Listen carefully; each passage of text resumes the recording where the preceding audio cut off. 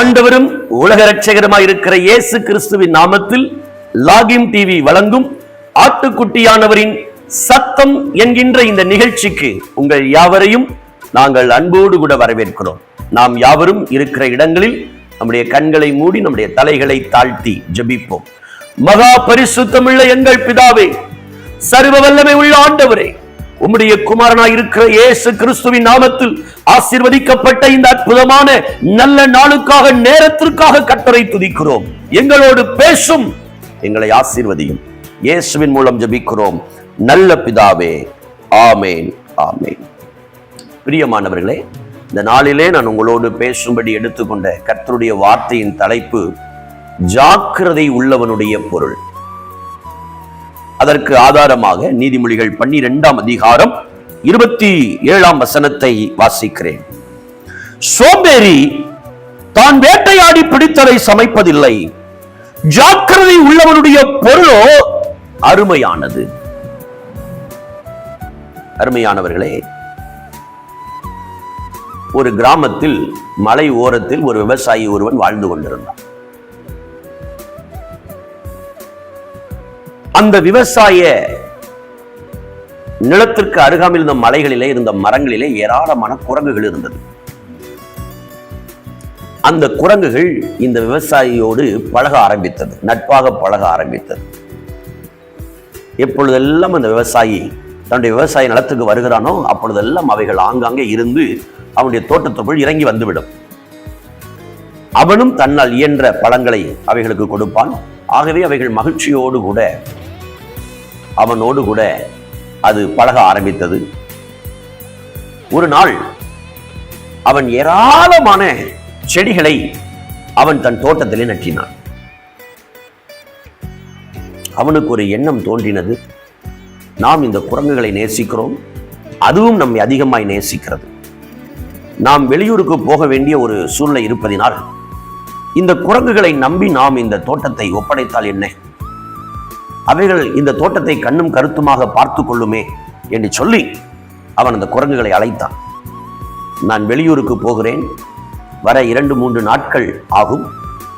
ஆகவே நீங்கள் இந்த செடிகளுக்கெல்லாம் நீங்கள் தண்ணீர் ஊற்ற வேண்டும், எனக்கு அதை செய்வீர்களா என்று சொன்னது. குரங்குகள் சொன்னது, நாங்கள் செய்வோம். ஆனால் நாங்கள் ஊற்றின தண்ணீர் செடிக்கு போயிருக்கிறது என்பதை எப்படி அறிய முடியும் என்று சொன்னபோது அவன் சொன்னான், எந்த செடியுடைய வேர்கள் பெரிதா இருக்கிறதோ அதற்கு ஏராளமான தண்ணீர் நீங்கள் ஊற்ற வேண்டும், எந்த செடியின் வேர்கள் சிறியதா இருக்கிறதோ அதற்கு நீங்கள் கொஞ்சமாக தண்ணீர் ஊற்ற வேண்டும் என்று சொல்லி அவன் கடந்து போனான். 3 நாட்கள் கழித்து அவன் வந்து தோட்டத்தை பார்த்தான். எல்லா செடிகளும் காய்ந்து போய் கீழே விழுந்து கிடந்தது. அவனுக்கு மிகவும் கோபம், மிகவும் வேதனை. ஆகவே அந்த குரங்குகளை அழைத்தான். நன்றி கெட்ட குரங்குகளா, உங்களை நம்பி எவ்வளவு பெரிய வேலையை கொடுத்தேன், நீங்கள் இப்படி என் தோட்டத்தை நாசப்படுத்தி விட்டீர்களே. அது சொன்னது, ஜமானனே, இடத்தில் நாங்கள் என்ன கேட்டோம்? ஒவ்வொரு செடிக்கும் எப்படி தண்ணீர் ஊற்ற வேண்டும் என்று கேட்டோம். நீர் என்ன சொன்னீர்? எந்த செடிக்கு வேர் ஆழமாய் இருக்கிறதோ அதற்கு அதிக தண்ணீர் ஊற்றும்படி சொன்னீர். வேர் எங்களுக்கு தெரியவில்லை, ஆகவே பிடுங்கி பார்த்தோம். எந்த செடி வேகமாக நீளமாய் இருக்கிறதோ அதற்கு தண்ணீர் ஊற்றினோம், எந்த செடியுடைய வேர்கள் குறைவாய் இருக்கிறதோ அதற்கு கொஞ்சமாக தண்ணீர் ஊற்றினோம். அந்த செடிகள் செத்து போனதற்கு நாங்கள் காரணம் அல்ல என்று சொல்லுது. எனக்கு அன்பானவர்களே, ஜாக்கிரதை உள்ளவனுடைய பொருள் கவனமாக இருக்கும், ஜாக்கிரதை உள்ளவனுடைய பொருள் அருமையாக இருக்கும். இன்றைக்கு நாமும் கஷ்டப்பட்டு சம்பாதிக்கிறதை யாரிடத்தில் நம்பி ஒப்படைக்கிறோம் என்பதில் நாம் கவனமாக இருக்க வேண்டும். நாம் மிகவும் கவனமாக இருக்க வேண்டும். நீங்கள் கஷ்டப்பட்டு உருவாக்கின தொழிலை ஒருடைய கரத்திலே கொடுக்கும் போது கவனமாக நீங்கள் கொடுக்க வேண்டும். உங்கள் குடும்ப பொறுப்புகளை நீங்கள் கொடுக்கும் போது கவனமாக நீங்கள் இருக்க வேண்டும். இல்லை என்று சொன்னால் உங்கள் கடினமான உழைப்பு இந்த குரங்கினுடைய கரத்திலே மாட்டினது போல வீணாய் போய்விட வாய்ப்பு இருக்கிறது. இன்னைக்கும் அநேகரை பார்க்கிறோம், பெரிய பெரிய தொழில் நிறுவனங்களிலே ஏமாற்றுகிறவர்களை நம்பி ஒப்படைத்து விடுகிறார்கள். அவர்கள் எல்லாவற்றையும் விற்று நஷ்டப்படுத்தி விடுகிறதையும் கடைசியில் அந்த கம்பெனியே இல்லாமல் போய்விடுகிறதையும் பார்க்கிறோம். ஜாக்கிரதை உள்ளவனுடைய பொருள் அருமையாகிறது. எல்லாவற்றிலையும் நாம் ஜாக்கிரதையா இருக்க கர்த்தர் நமக்கு உதவி செய்வாராக.